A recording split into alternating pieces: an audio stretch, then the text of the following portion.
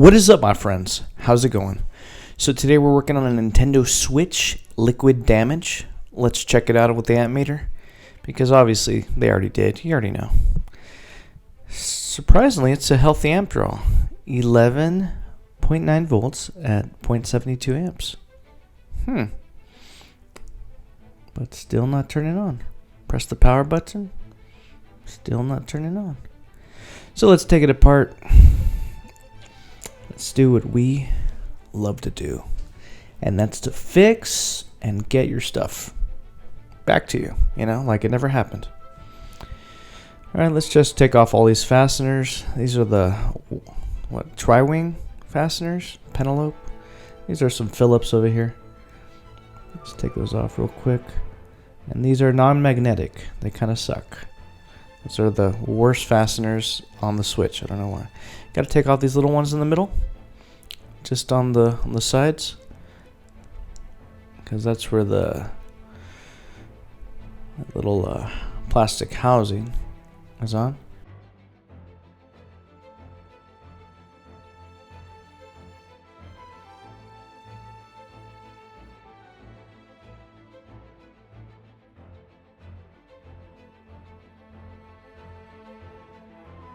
Alright, and let's remove the fastener for the SD card slot and that little connector. Alright, just the last remaining ones for the shield. Get that off of there. And look at that mess. Wow. Let's take off the battery, because whenever we work on this stuff, we never want to have power, especially for liquid damage. Ooh, crusty, juicy. Okay, let's just take off the rest of the board, take off this heat shield.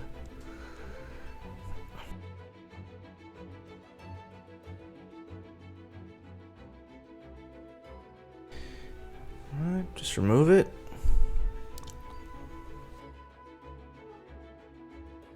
And then I know if I remove this part, it gets rid of my touch, so the touchscreen doesn't work for the slot for the games on the top right there. Okay, let's get that fan off. Alright, that's the part I'm talking about. The game card slot. It also has something with touch. Alright, let's get those antenna and the ribbon and the rest of the ribbons. Ooh, look at that. Look at that. Whoa. Alright, let's take off that connector for the Joy-Con. And our audio signal. Yeah. Oh, forgot these two fasteners. Let's take them off really quick. Okay. Everything else looks good on the board. That fan connector, move, and this one's for power. Move that for power. And this one I always like to take off and put on with the microscope. It's the ribbon for the LCD. Yeah, that LCD ribbon, I've messed up that connector so many times. There's no way I take it off just with a naked eye anymore. Yeah, but that's experience. We learn from experience. Yeah. Alright, let's just take off that little tiny motherboard out of the Switch, because we got to work on it. We got to do some work.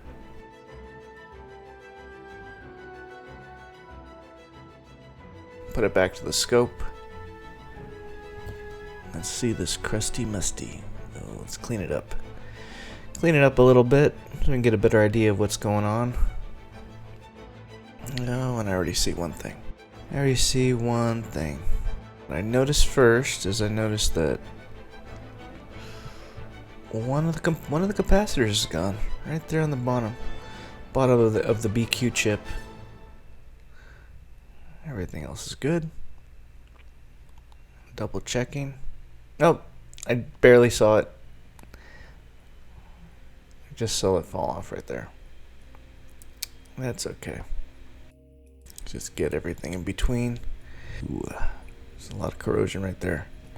Yeah, this is how it looks. This is what happens when you get your device is all liquid damagey, and the liquid actually goes inside and hits the chips and the capacitors and other components. So these are capacitors. That's why I say capacitors. Resistors, diodes, all that good stuff.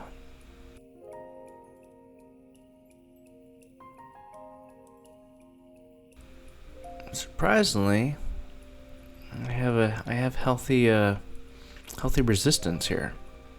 Checking it out in diode mode. No, still looks healthy. 0.600. Yeah, 0.4.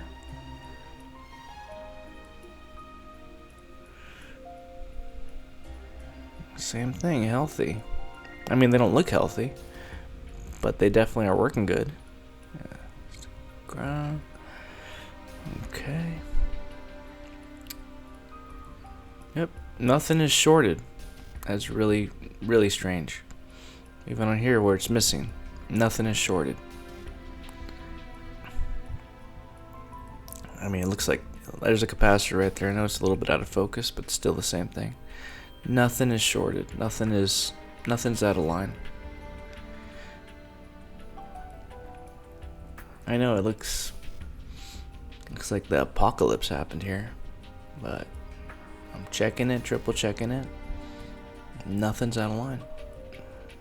Let's get some flux on there, put some heat on there, just to make everything reflow. You know, because if something's barely falling off or hanging by a thread, it's good to have it connected. And this is really the best way to get everything, you know, connected right. It's just to reflow it. Now I'm gonna try to see if I could get that missing capacitor from this donor right here.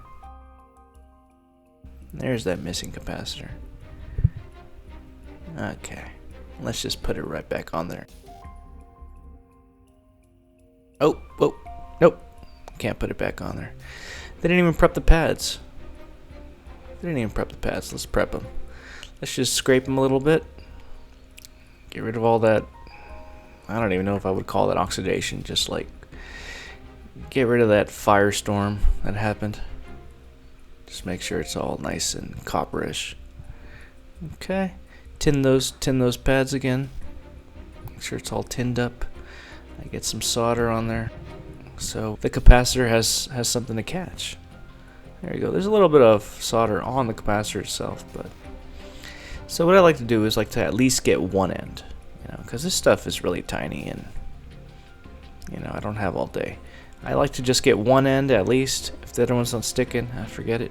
Just get one end. 400 airflow, 400 Celsius heat, like a medium airflow, just so it sticks on the board and doesn't fly away. All right, let's clean everything up as clean as we can get it. This is not a new board, even though some people might think it's a new board. I'm doing some camera trick. No, what happened is one of the connectors fell off, and I soldered it back on. I soldered another one on, back on camera, but it's the same exact board. Now I just want to test it. Get that power button ribbon connected. Get the LCD connected, and LCD backlight.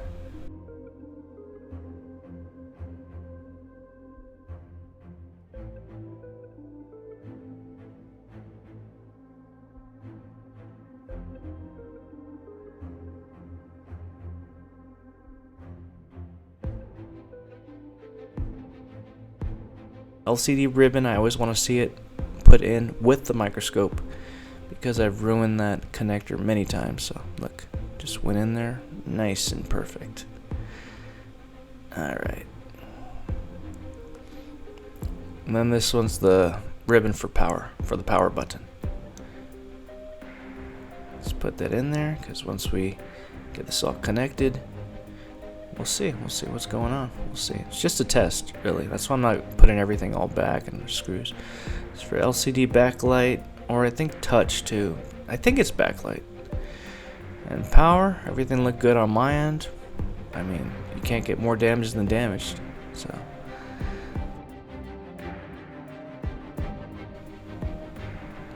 let's connect it.